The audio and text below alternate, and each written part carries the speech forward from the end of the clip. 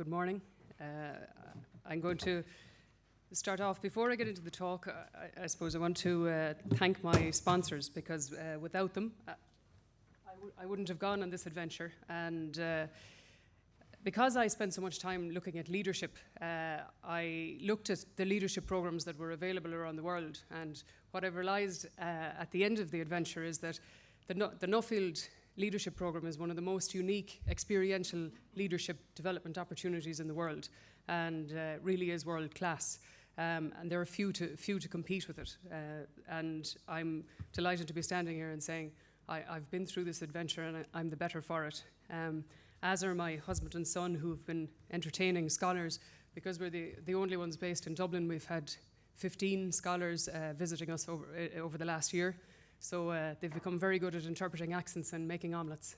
Fair play to them. So just to start off, I've had huge support from Justin and the Farmers Journal and Pat O'Keefe. They've given me a lot of time in terms of testing my ideas.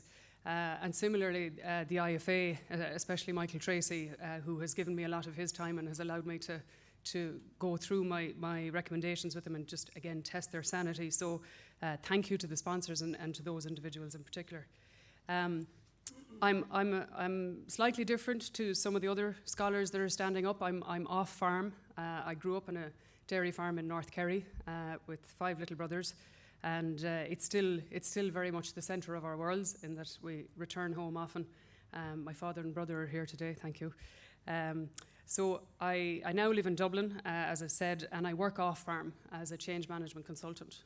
So why I'm here, how I got to this point is because I was working with discussion groups and farm partnerships, and I'd also the opportunity to do some work on behalf of the department, looking at where subsidies are going and what was going to be rewarded in terms of collaborative or farming, partnership farming, organised groups, innovation, creativity, etc. So in terms of what's coming down the tracks. So having been part of those conversations and looking at where were people at and where do they need to be in terms of the skills and competencies needed for progressing agriculture.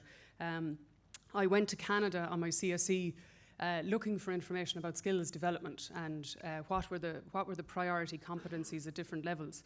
And very quickly into the trip in Canada, I realised that providing a solution that talked about skills and competencies was nearly an academic exercise. It was nice to have. What really needed to happen was identify what's the starting point, what's the need, what is the need for Irish agriculture, in terms of strategic skills, in terms of where are we going to be in 10 years' time, where are we going to be in 20 years' time. And what do we need to develop?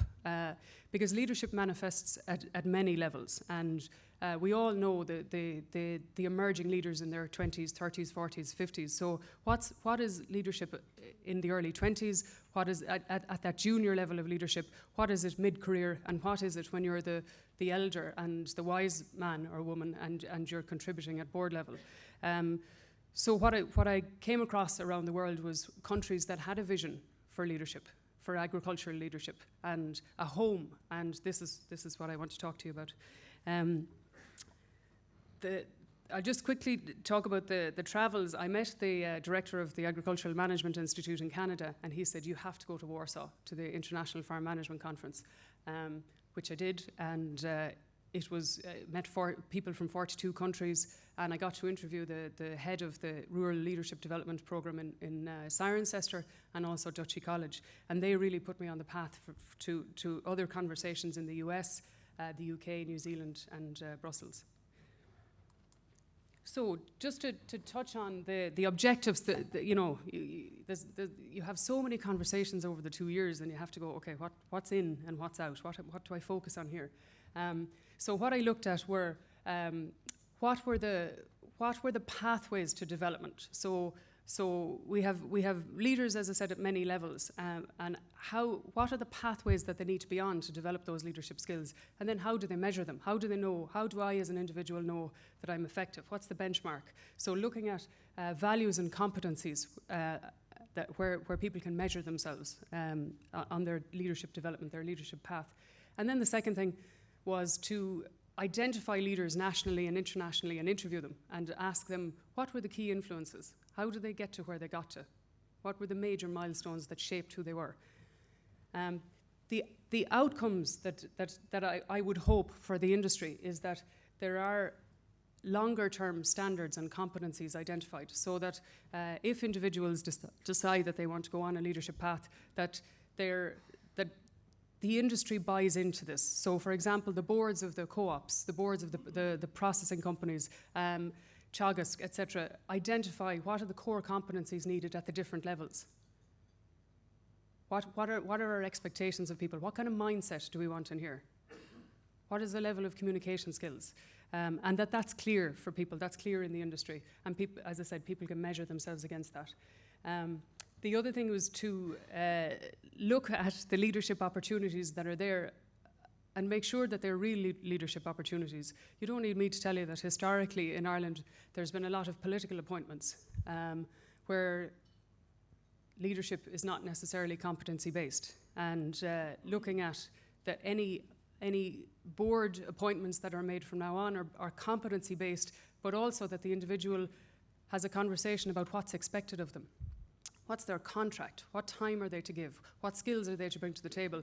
And what continuous development plan do they have for their own skills development? And the overall aim is to improve the capacity of farmers and to the competitiveness of Irish agriculture.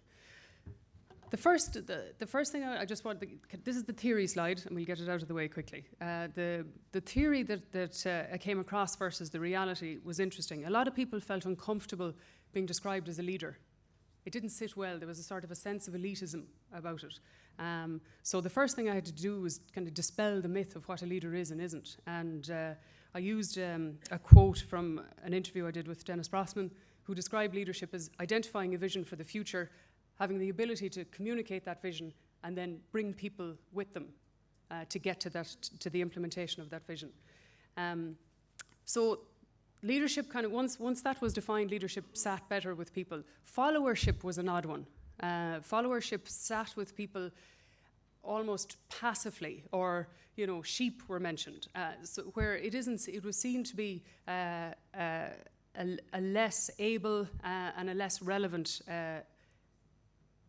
ingredient in leadership. And what all of the conversations and all of the research has shown is leadership is not possible without followership.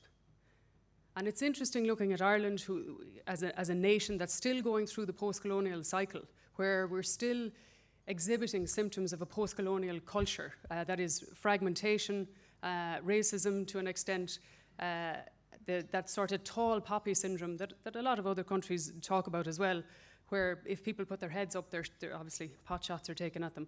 And what any article on post-colonialism that I looked at talks about is the maturation of a society. And a society matures once it starts to reflect, once there's self-reflection. And one of the core things that I got out of this research was that until individuals are trained in self-leadership, they will never become followers. Because until they have conversations about what's important to them, what's their vision, what's their values, then they're not following in any clear path. So leadership and followership go hand in hand. The competencies of followers were critical thinker, creative, enthusiastic, ambitious, and they're all leadership competencies as well. But the difference is the leader is obviously the visionary and the driver, the follower is the champion for the industry. And it became very apparent to me at the end of this, because I spoke to Irish leaders and the diversity in opinion as to food harvest and what was the right direction and whether we should all be dairy or whether we should, the relevance of beef farming in Ireland, and the passionate and educated voices, but the disparate voices I found very surprising. So that to deliver on Food Harvest 2020, followership is as essential as leadership. So the paper that I did took two forms, really. One was I looked at case studies of different countries that had identified a vision for leadership in the sector, and the main one was Dairy Australia. And not only had they brought the key stakeholders together, so the processors, the agri-division of banks, the philanthropic organisations, to identify a vision for the leadership for the sector. They also identified that there were 200 roles every year. There were 200 leadership positions every year, within the industry, and every year 40 of those rotated. So they identified in Dairy Australia that they needed to be training 80 people a year to fill those 40 roles, so that there was an ongoing development of leaders. And then the other thing they did was they identified tiers of leadership. So your tier 1 is your community and regional level of leadership, and tier 2 then is kind of where they put Nuffield, actually, both in Canada and Dairy Australia, where the individuals, I beg your pardon, in Nuffield were expected to have demonstrated leadership at a rural or regional level. So two then was moving into national, and then level 3 was national or international. And a lot of other countries have looked at the pathway. So, for example, at tier 1, these are the options. So we have mentors for people, we have people advising at conferences, we have people organizing events. And so they identified pathways for people to develop at the different levels. Just to touch on some of the other case studies, the Canadian Agricultural Human Resource Council have put together, they engaged with over 200 farmers, and they looked at what's important at the different tiers. So they've identified self-leadership as the starting point. And they define that as being goal-driven and having a passion for the industry. And that without self-leadership, you can't move any further. So the first priority was to develop self-leadership, and then moving into shared leadership, which is the ability to lead and be led by others. And shared leadership, they were seen as good communicators, ability to build relationships, and agents of change. And then finally, industry leadership. Just touch on this slide. I interviewed 25 national and international farmers, and as I said, I asked them what their key influences were. And you'll read this quicker than I'll say it. But just to say that the key milestones, the key influencers in people's lives were mentors, where somebody took them under their wing and gave them an opportunity to step up. That was the most fundamental development opportunity for people. And then that commitment themselves to continuous learning and to learning through action. So putting themselves into positions where they have to test themselves and step up. The other thing, and it was very interesting to see how built into the culture it is in New Zealand, to, as soon as I reach a certain level, that I'm ensuring that those behind me are being developed as well. That giving back was critical. So, recommendations then. Justin has touched on the first one. In a conversation with Michael Tracy, first of all, I was looking at, well, where does this go? Where is the home for this? Where does it sit? Who drives this? Who brings the industry together and identifies a vision and competencies? And Michael talked about an honourable group. And then I had an opportunity to talk with Justin, and he said a leadership trust seems to be where you're going with this, and seems to make sense. So my challenge is to the Agricultural Trust to set up a leadership trust to bring the key stakeholders of industry together and identify what is the vision for Irish agriculture. Obviously, food harvest is there. What is the vision for leadership in Irish agriculture, and what are the steps we take to implement that? The second recommendation then is that the trust challenges the rigour of competency development for boards, and that when people have invested in themselves, that there are real opportunities for them to influence and to act. The third suggestion is that industry contributes. So what Dairy Australia suggested I say to you is that 500,000, let's come out of that a second, that this needs to be long-term and it needs to be sustained, so that the industry needs to generate 500,000, whether from philanthropic funds, as I said, banks, key funders, co-ops, farm organisations, and that money be put into a home for leadership. Because what I'd hate to see in a year's time after this is a lot more leadership programs, because that's getting on the wave and it's making money for different groups. But what's it coming out of? Who sets the standards? What is leadership? So there needs to be a home for it first, and everything needs to cascade from that. And then the other two recommendations are kind of down a couple of levels, that personal development and leadership and self-leadership programs be provided. It's very interesting to see the new programs that are coming online, and I suppose acknowledge that the quality around EBI, around grassland management, farm management courses that are being run around the country.